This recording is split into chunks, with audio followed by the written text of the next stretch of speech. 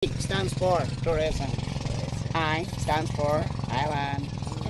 G stands for gorgeous. Gorgeous. U stands for unique.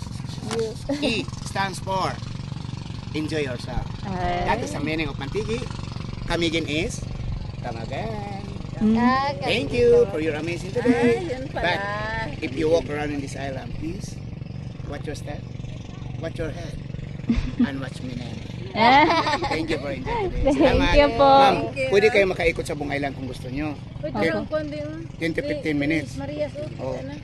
Doon ma'am, sa likod. Sa likod. Oh. Buot. Ito yung bundok. Pwede na 4 Maria. Asang ibok-ibok man? Mountain po siya ma'am. Ang sige, ibok-ibok sa dito makita Pikas. sa Mambaho. Hindi ka mountain din ma'am, sir. Asa ma'am? Pila ka? Active. Volcano. Active 7. Dugon, Seven. malagi na ba? 7? Born a fire. Kani inactive na ni siya, wala na ni Dili siya. lang sa kuan. Kamigin. Kamigin.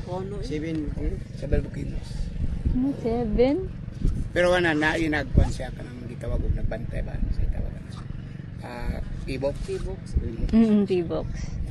Nam-warning man na sila. Warning. Okay ma'am. Thank you, sir.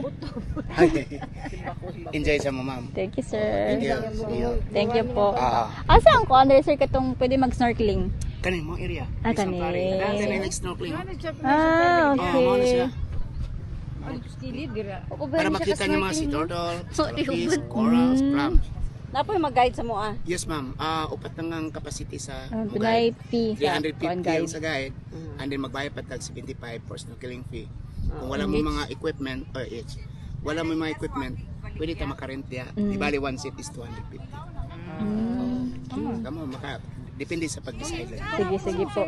Asa mi mo ya kung maka-decide mi? Kana ma'am. Kanalandra. Sige po. Sige, enjoy. Tuyok-tuyok sa amin dire. Sige, Thank sige. you. Thank you. Tapos na.